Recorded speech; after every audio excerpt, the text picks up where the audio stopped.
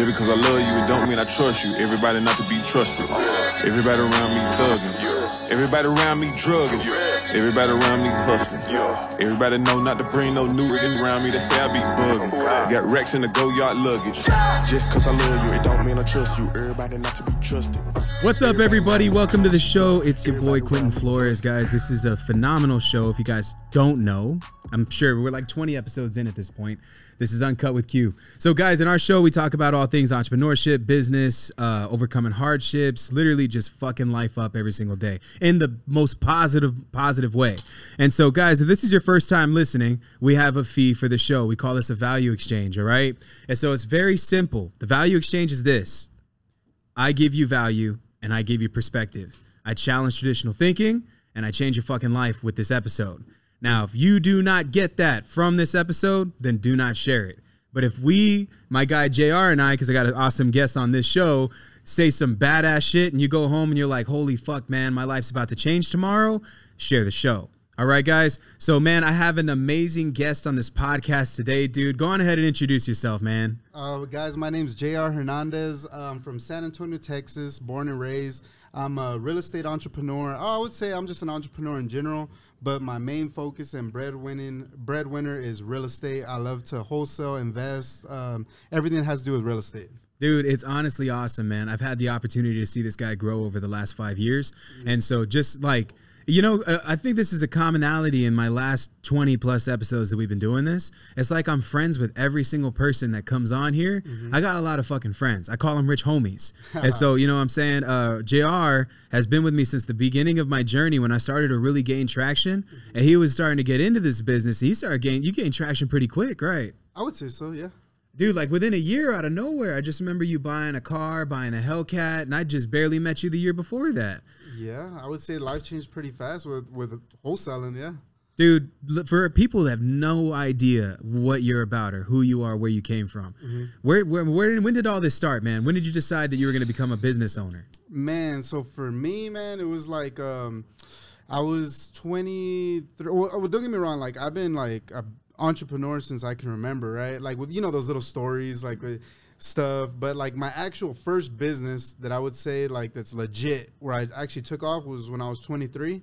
Man, I just remember having like a realization. I was like on a Carnival cruise ship, and I remember just seeing blue water, right? And I was just like, life sucked, bro. Like I like honestly, I was depressed. I was like, nothing was going for me. Like, yo, like I'm not enjoying my life, and I'm young. Like, what am I doing? Can you curse on here? Yeah, absolutely, like, bro. What the fuck am I doing with my life? Like, this shit sucks, bro. And I just remember just like seeing something past San Antonio. Like I saw blue waters, the Caribbean. I was like, there's so much more out to life. And I came back, bro, and quit my job that day. And I was working with my dad, so he was like really upset. And I was like, you know what? I'm going to fucking go for it, bro. Like, I want to be great. Like, I want to do something with my life. I want to, like, do things. I don't know. And so that's when it started, man. Like, what was the first business? So the first business was, it was landscaping, cutting grass. On some Mexican ass shit. That's what I'm talking about, bro. Well, bro, I didn't know how to do anything. I was, like, worthless, bro. Like, I had no skills in life, right? Like, yeah. I'm being just completely honest. I, like, didn't have any skills, bro.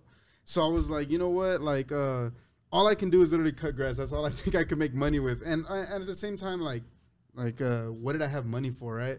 So, like, I had this badass Mustang. You know, we're both into cars. I love cars. Yeah, I know you do. You got badass cars. So, I had a badass Mustang 5.0, like the Fox bodies. You remember those? Like those things haul ass, yeah, man. Bro. Nitrous, Cobra rims, candy red. I used to, like, push a button and nitrous would come out of the hood. It was sick, bro. And it's all I had to my name. So I sold it, $5,000. And it's a crazy story, but I'll make it short. I sold it for $5,600. Some guy was coming to Houston the next day. And so I dropped it off at my dad's friend's house, a mechanic. And I was like, hey, man, it's just making a little noise. Just fix it. I want this thing gone. So I go the next day, and the fucking car's not there. No fucking way. I swear to God. Somebody stole your car? No, worse, bro. I was like, yo, what the fuck? Where's my car? I started banging on the fucking door. I was like, yo, where's my car? I know you're in here. I see your truck. And, bro, he opens the door all, like, slowly and all, like, dark inside. And I just knew something was, I was like, oh, dude, my heart sank when I saw, I was like, oh, fuck, what? And he's like, he's a drunk. And he's like, I totaled it. And that's all I had on my name. This is what, I was gonna start my journey that day on entrepreneurship, bro. Get 5,000 and go start a business. Who was this dude that wrecked your shit? My dad's friend. God, mechanic. dude. Yeah, dude, I would have. I mean, no, I know it's your dad's friend, but yeah, dude. them's fighting situations, my dude. Dude, so like I was like, look, I just want to know what the fuck is going on. Where's my car, bro? So we went down the street to a frame shop, and there was my car all mangled. And the guy comes out, and he's like, hey, bro, yeah, this is totaled. I was like, what the fuck? I didn't know what to do, bro. I was like completely like gasped, like I didn't like know what to do. Oh, it's the worst, dude. Yeah, it's the worst. Yeah, bro. So fucking long story short, I had a blessing, and I think everybody needs miracles and some luck sometimes, right? I don't know where I've been if this didn't happen. I don't know where my career would have went, but my mom sells insurance. So luckily she had this like some fucking weird ass plan on my insurance that covered something. And so the insurance went out there, and it's a 1989, bro. And it was like 2010 or something, 12. And the guy was just really into Mustangs. And he goes, you know what, bro? Like the worth of that car was like $2,000, but he really liked it. And he saw it was all souped up with Cobra rims and nitrous. It's the fucking cleanest Mustang I've ever seen, bro. And I told him the story, and he was like, you know, I'm gonna put $5,000 on here for you, bro. No way. I promise, bro. No bullshit. And I was like, what? And like I got lucky, bro, and I got $5,000. And with that, dude, I just bought a pickup for $2,000, a trailer for my grandpa. He gave it to me. I ended up giving him $500 later. I got a lawnmower from my dad's garage, a weed eater from there, and just branded it. And I put Texas Services SA all over the truck, got some flowers, and just door knocked all summer long. Wow. Yeah. Dude. Yep. That was my first business, bro. That's crazy. Yeah. And so, like, you still have that business today? No. So that summer, me and my brother went knocking on doors all summer, and I printed out a Google contract. And it was like bi-weekly lawn maintenance. So it would say basically, look, let me come cut your grass every 2 weeks for a set amount, right? And I just get them to sign this fucking document. It's like for like $40 every 2 weeks, at $50 if I come one time. And I'll go in badass neighborhoods, right? So I got like, over the summer, I got like 30 people to sign this contract. And at the end of the summer, I had a crazy idea. I was like, yo, what if I put this truck and 30 contracts and the tools up on Craigslist? Back then, Craigslist was a thing. Y'all are probably too young for this. But so I put it for $25,000. And then, yeah, some dude's dad called me, and he fucking bought it for $20,000, wrote me a check, just $20,000. And then, boom, I really took off, bro, because I had a little bit of capital, you know? You know, man, I love that so much, bro. Like, this is something that I think a lot of people don't fully understand. For a lot of you guys that are out there, you're saving a shit ton of money up because you want to buy some real estate. I've been there. And I also know how hard it is to get capital to buy real estate. Yeah. Typically, when you're purchasing a rental property, you have to have lenders. You have to have, like, insurance. You got to have decent credit to borrow to buy your first rental property. Right. If you buy your first rental property cash, you're stupid. There's no reason why you should park $100,000 into a house to make $1,000 a month. Right. You're going to get your money back in 15, 20 years. It doesn't make any sense. I agree. My mentor told me this, and he said, Q, the real equity is in building, scaling, and automating businesses. Dang. If you guys can literally create a business and out of a truck, a lawnmower, and 30 contracts, and then that would cost you a few weekends, a month or a summer of door knocking to get the contracts, your total investment, gas and all, you're probably all in on that business, maybe $8,000 to $10,000. Now you take that business and you sell it for double of what it's worth, and you just flipped a business, which is still an asset, for double your money. Could you imagine if you did that to a multi-million-dollar organization? Boom, bang. A lot of people don't know this, but if you can build a business up to getting $1 million plus in revenue every year, you could sell that business for over 10 times its value. Really? Yeah, whatever the revenue is bringing in, you could sell that for 10 million. I would spend 10 million to make $1 million a year, bro. Yeah. You'll get my money back in 10 million in 10 years. Yeah. Easy. Right. Would you rather have that, or would you rather have an asset like a piece of real estate? It's subjective, in my opinion. But that's what's up, dude. So after you made that sale, what happened after that? You made the $25,000 and what? Well, like I was like, well, first of all, I was like, I never had that much money in my life, and it all happened so fast, right? And I was like, oh man, I guess I'm good at this. How many years into the game was that? It was a summer. Oh shit. Yeah, bro. And you were still 23? Yeah, it was months later, bro. Yeah, and so it was just like, yo, did this just really happen? Like, what? I'm good at this, like, you know. And it was just crazy. But my dream, so I still haven't reached my dream or my goal, because my goal in the beginning, like, I don't know, for some reason, like, I would just pass by new construction, like, just framing and, like, buildings and stuff, and I'd just, like, be, like, totally just, like, immersed in it. It's like, whoa, like, it's it was just really crazy looking at me. So I always wanted to be a builder in construction. So that was what I was heading towards. But I was like, I got to get skills to get there. So I started in landscaping, right at the bottom of the barrel. So when I got that money, my plan was to keep learning skills until I could learn how to be a builder, a construction worker. So the next business I did, instead of cutting grass, I did landscaping. Actual landscaping. You know the difference between like landscaping and like cutting grass? Yeah, one actually is where you tailor the yard. Right. Like you design and put rocks and mulch, and that's actually a good business. Like there's thousands and thousands. Like if you called someone to go give you landscaping, like flower beds and flowers and plant trees and all that, bro, they're gonna charge you like a lot of money. Yeah, I paid $8,000 to get my house landscaped, backyard, front yard, and he told me he was hooking me up. Right, and that's true. So the next business, basically, I'll make it quick. Like I got into landscaping and trees, and I did it again. I flipped it again, basically. So I got those contracts again, but this time it was crazy, bro, because it was like all within a year. So I put this business for sale, and little did I know, this Mexican dude I had working for me, bro, he didn't even know English, bro. He came up to me. I had it on Craigslist, and he told me, "Hey, bro, I want to buy the business," and I had it for 50 grand. All right. And I was like, "Bro, you don't got no money, Ricky." I called him Ricky. And he was like, "Yeah, bro, I didn't tell you this, but I saw your ad that you were selling it, and I actually went and applied to you just to see if you were the real deal, to see if I wanted to buy this business." So he had money, but he just played the part like he didn't. And I was like, "What? Yo, whatever, bro. I don't believe you. You know what? If you're for real, bring the money to my house tomorrow. Instead of going in the truck, you just bring the money." And so he came with a fucking brown paper bag the next day, bro. Me and my cousins were all there. We were like, bro, like we're drinking our coffee, and this dude just comes in with a brown paper bag and just dumps it on the table in front of everybody. All 20s and 10s rolled up, bro. 40 G's. I sold it to him for 40. Wow. And we're just like, what the fuck? I just told everybody, "Hey, yo, we're taking the day off today, bro." My like, dude. Yeah, bro. Wow. It was crazy. And that just changed everything, bro. Like, that's crazy, bro. Yeah. I think everybody gets that one that changes the trajectory. Yeah. Like, dude, for me, man, in 2017, my landlord, he knew I sold weed. Yeah. He came over to my apartment and shit, and he was asking for the rent money. I always paid him cash. You know, he didn't pay taxes. Yeah. Whatever, bro. Yeah. But he came over to my spot to collect rent, asked me what I had been up to. And this was like 2017, January, literally the beginning of the year. And I was like, I've just been, getting into real estate, man. He's like, "Oh, what? Real estate? Why are you still living in my place?" Because, he was like that. And that place was kind of a piece of shit that I was living in. Shit. And so he told me, he was like, "Well, Q, what kind of real estate? You licensed? Trying to get a job at my brokerage?" I was like, "Nah, man, I don't have a license. I help investors find investment properties. That's how I do it." Okay, and they pay me outside of closing. And he was like, "Oh, okay. Well, I have a 20-unit apartment complex downtown behind SAC. If you want to move it, we can do this together." And I told him, I was like, "Well, how much do you want for it?" This thing was ran down, bro.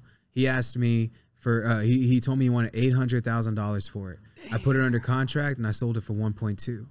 Yeah, That was your first deal? That was one of my first big deals. I had already done a bunch of wholesale deals to this point. That property made me $300,000. A friend of mine brought the buyer. I gave him $100 grand, and I closed on that house. It changed everything for me, man. Fuck yeah, I'd bro. never had that much money in my whole life before. That's real money.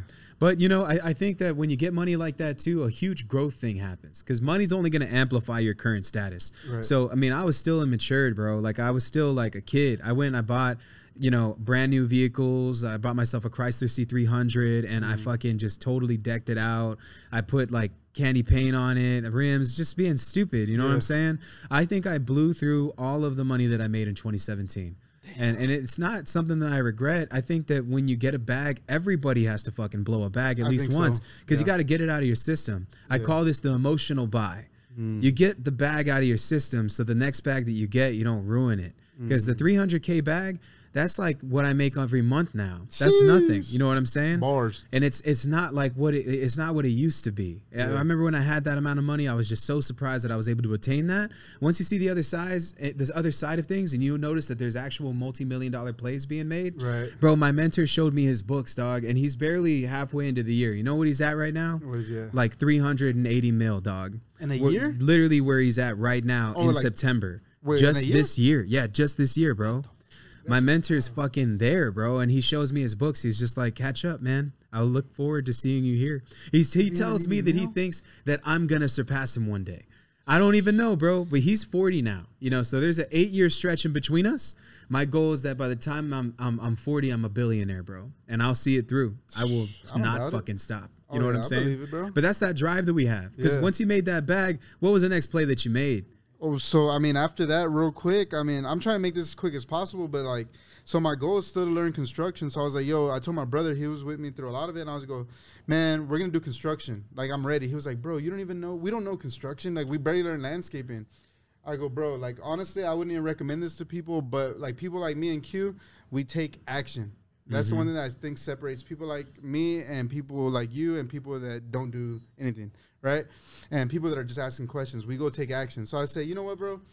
We didn't know how to do landscaping. We didn't know how to run a business. Let's just do it, bro. I believe in us, or I believe in this, right?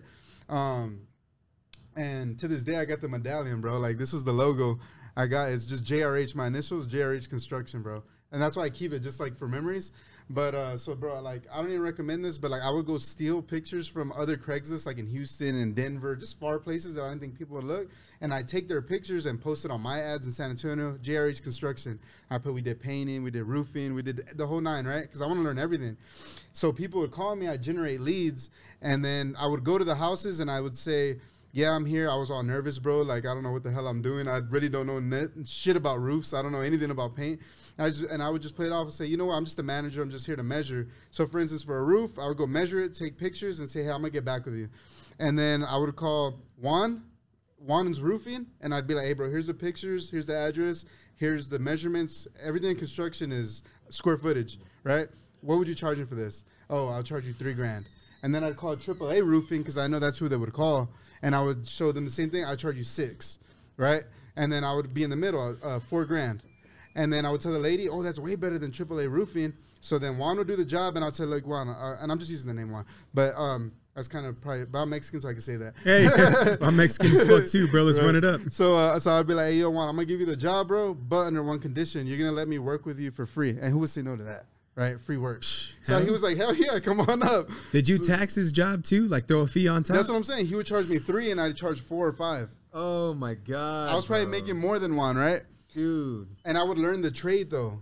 But I would learn the trade. And I did this with every trade. So roofing, painting, sheetrock, flooring, kitchens, baths, electrical. Bro, I learned the whole thing, bro. And so then I didn't need Juan's no more. And I knew the pricing. And I had a full-fledged construction company. And I knew how to do everything. So to this day, I can go on a roof and do a roof. I can go cut sheetrock and I can do the whole house, bro. So I started having a name in the city, bro. And all the investors would come to me because I was the only company that you can give the keys to. And I would give you the job, everything done. And my pricing was so good because I wasn't a GC. It was my crew. And then, yeah, bro. And then one day I met this guy, bro. I still remember to this day. We were like the same age, like 27. I was up to $100,000 remodels, bro. And dignity and shit, like the historic, doing additions. Yeah. I got pictures on my IG. If y'all go to my IG and scroll all the way down, you'll see it. And he goes, bro, like, you're like young as fuck, bro. You're my age. Like, how do you know how to do everything? Like any other company I've contracted, like I need a roofer, I need a flooring guy, I need this and I need that. I go, man, like I just learned everything. But I go, but bro, you're my age. How the fuck are you doing $100,000 remodel and gonna make $100,000? And he was like, bro, I don't even use my own money, bro. And he taught me about, he introduced me to private money, hard money, and wholesaling. And from there, bro, I went to get a license, joined an investment brokerage, and the rest is fucking history, bro. This is crazy, yeah, dude. Bro. Yeah. You know, man, there's monumental moments that happen in everybody's life. And I think that most people, they experience it, but a glimpse of it. Yeah. And then they don't see it for what it is. And then that opportunity that was just right in their face, 2 inches in front of them, they miss it. Because they just weren't open to it. You were open to all of those things. It was like, I can tell the play-by-play, man. For me, bro, like I just remember going to my first RIA and then seeing the business for what it was, and then going to speak at my first convention. Like, man, let me tell you something. A lot of people don't know this, right? But I started making a crap ton of money on social media recently. Lately, I'm probably pulling in almost $250,000 in passive income every month from just social media. That's from online coaching platforms. That's from me doing what I'm doing in the stock option group. That's from me teaching people how to do social media and monetizing the platforms because they pay me too. TikTok pays me, Facebook pays me, Instagram pays me. All of these platforms pay me. YouTube gives me a check every single month. Let me tell you why this is important, though. It all started from the moment, and I saw it for what it was. In 2017, when I flipped that apartment complex, the buyer called me, dude, and he was like, Q, you're a piece of shit.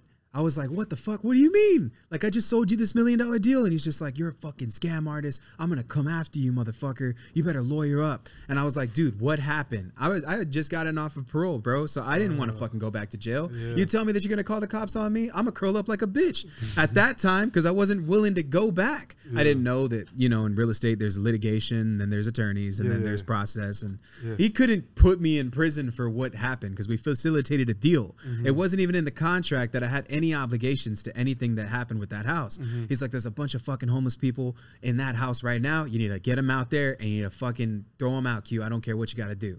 I'm fucking scared because I'm thinking that I'm going to go to prison if I don't help him. So it's the 4th of July, bro. It took me 6 months to facilitate that deal.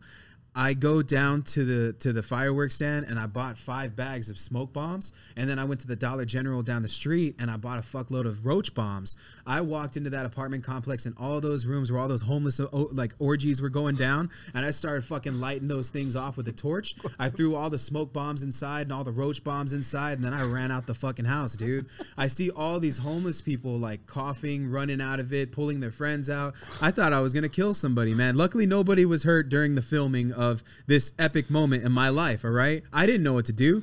I fucking grew up west side Las Palmas, bro. You tell me that there's a problem, I'm gonna find a ghetto way to solve that shit. And so this is where it got crazy, bro. Guess who's outside with a fucking camera of that apartment complex, bro? Ken's 5 Eyewitness News, dude. What? Yes, bro. Oh my God. San Antonio fucking news channel, dude.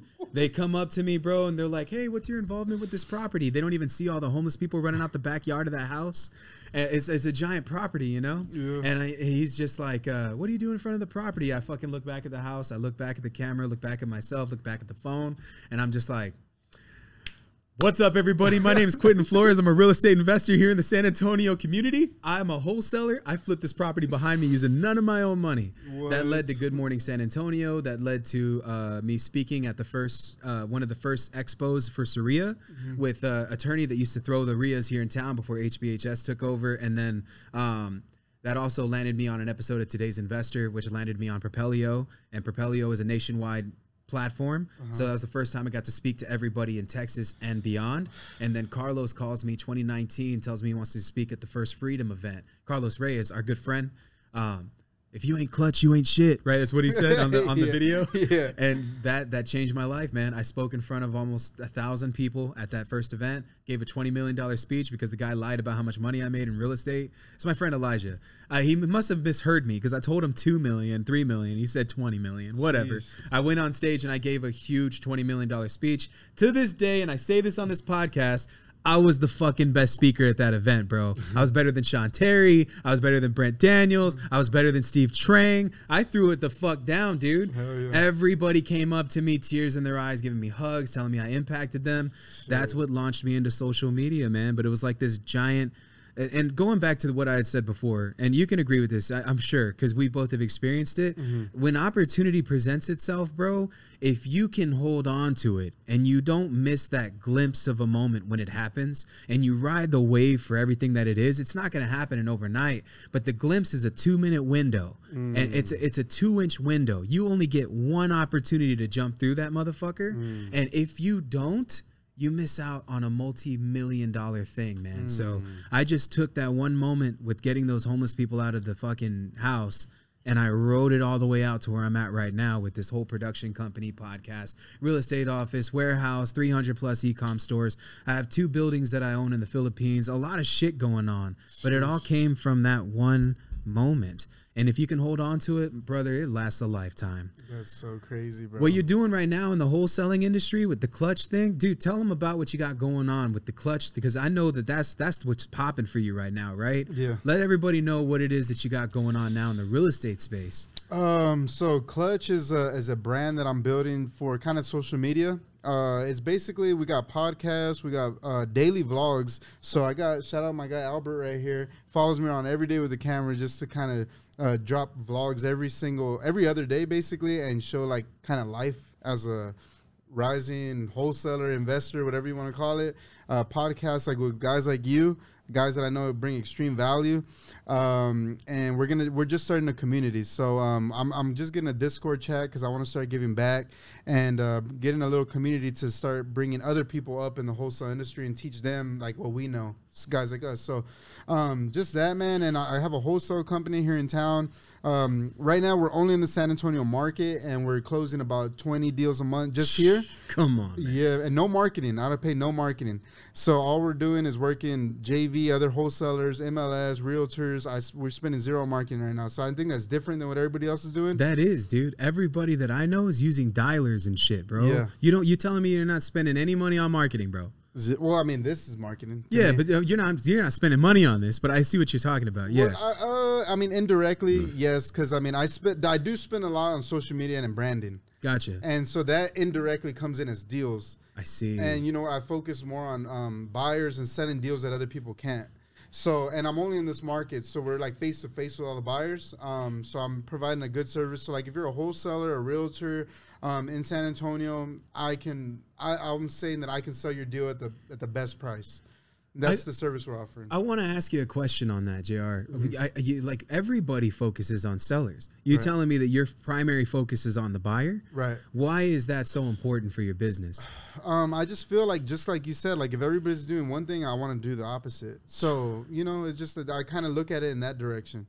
That's crazy. Yeah. What would you say is the benefit of this? I would say that we're able to provide a service that not a lot of people are providing, you know? So, like, there's tough deals out here that are hard to move, right? There is. And those are the ones that we're getting done, and we're setting them at higher prices because we'll be able to build these relationships. I think that's just like a big value add that we're providing for the city, you know? That's awesome, dude. That's technically like reverse engineering the process. Kind of, yeah. Rather than focusing on the demand, you look for the supply. Not the supply. Rather than focusing on the supply, you look for the demand. And the demand is where you're capitalizing the most. Right. That's real cool, bro. That's real cool. How do you cultivate these relationships with your investors? Man, I got a large sales team. So it's their job to, you know, only focus on them, right? So it's a cool little system we got going on, man. It's just like we're doing it very how would you say, like it's all fresh. Like it's growing organically. Like I'm learning as we're growing it.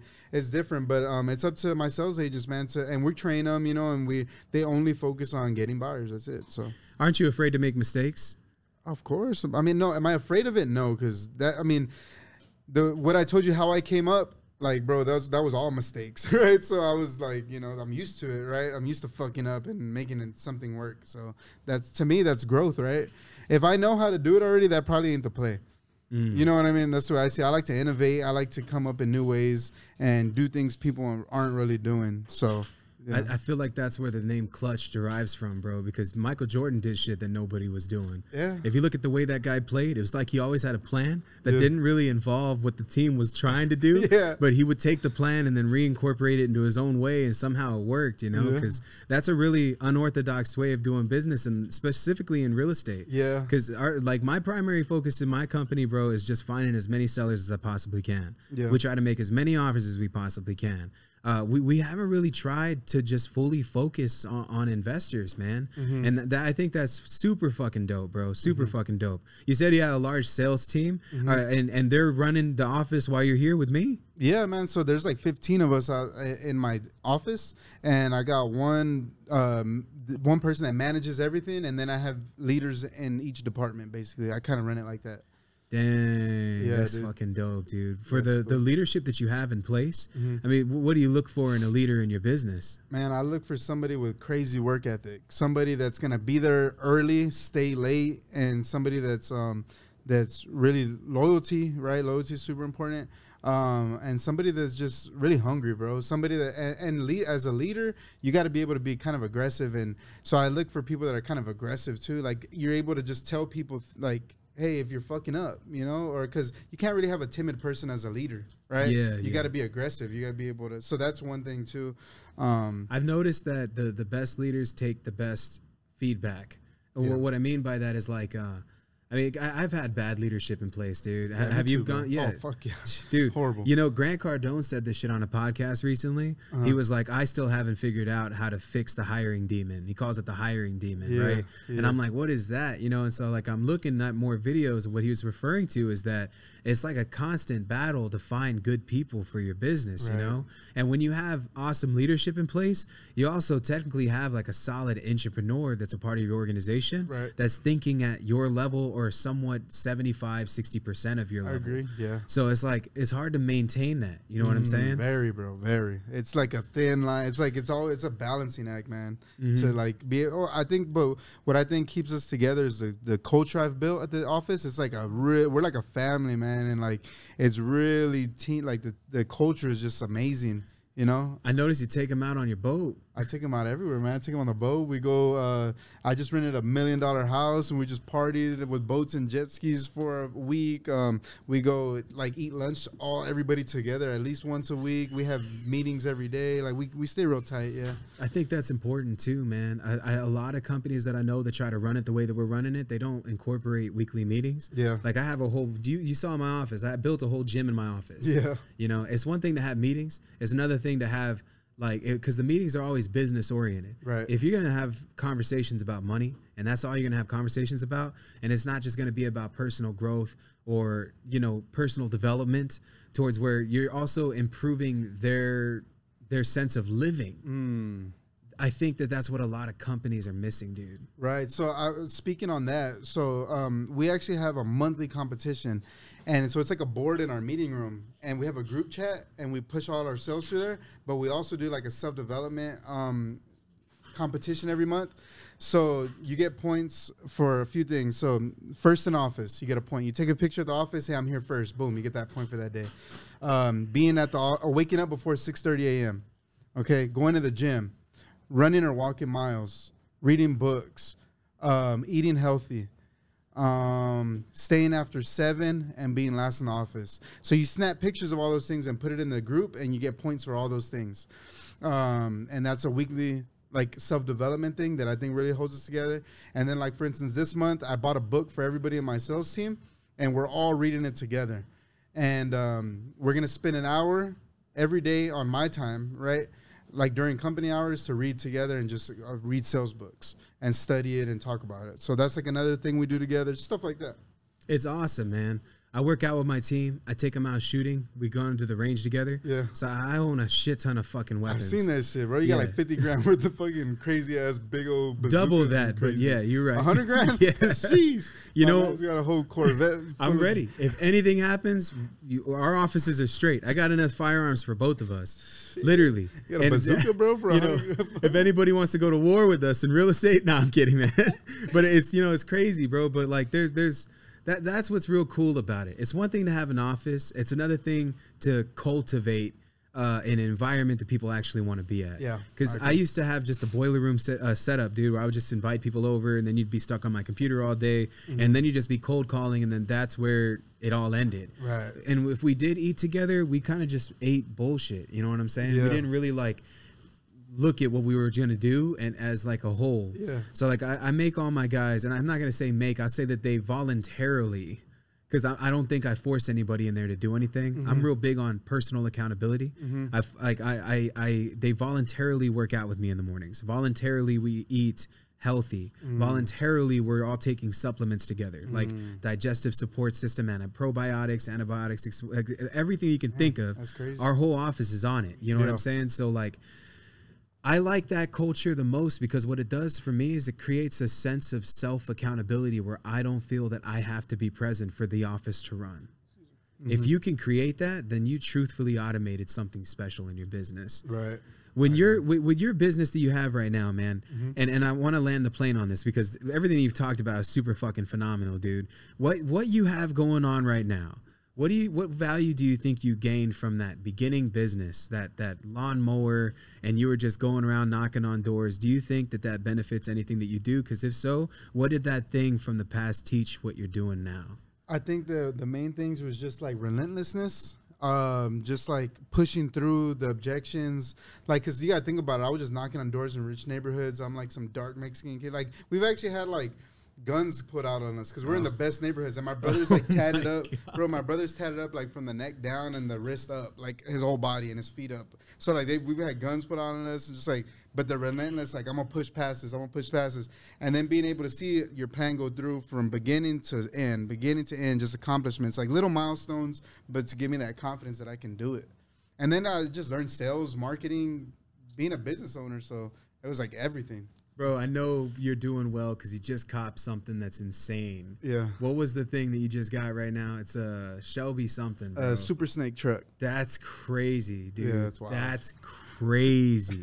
I heard that's the fastest truck on the market right now. Is it? Yeah, bro. Oh, man, the I new don't even know. TRXs, like you have to do stuff to them. They have to be supercharged for you to get above 700 horsepower. Oh, okay. TRX max is 7, and so does the new Raptor R that maxes at 700. Oh, you're telling me that your truck goes 775 horsepower? Yeah, that's crazy. We're gonna have to race in that because that's almost faster than my Corvette, bro. It's fast, bro. I was like, bro, it's crazy, bro. It's so sick. It has like a big Cobra everywhere, and I gotta give you a ride, bro. It's so crazy. For that one dude that's listening, man, that maybe starting out in landscaping or something, dude. Whatever. I mean, I'm sure there's a lot of, because Hispanic community strong in my following. For those guys that are there that are like working in lawns and doing landscaping, they want what you got, man. What is one piece of advice that you would give to that person?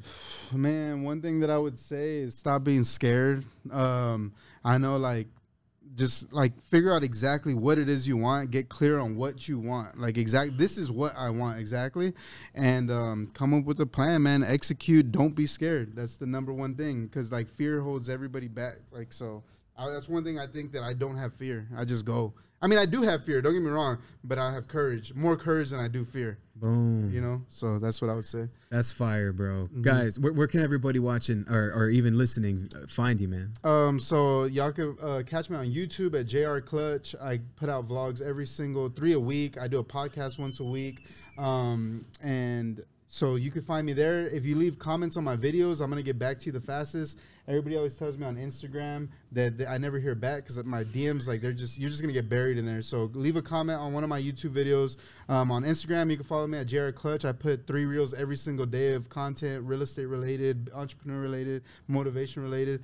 And then at TikTok at Jared Clutch. So yeah. My dude's done big things, y'all. Y'all guys, make sure you follow this cat. He's touching elbows with some crazy motherfuckers in this industry. I promise you this. JR probably going to be one of the next biggest things, dude. I see it. And I've believed in it since the beginning, man. So I'm just, it means a lot to me to have you on my podcast, bro. Seriously, you've been nothing but supportive of everything that I've been doing. Guys, if you ain't clutch, you ain't shit. I'll catch y'all in the next one. Let's get it.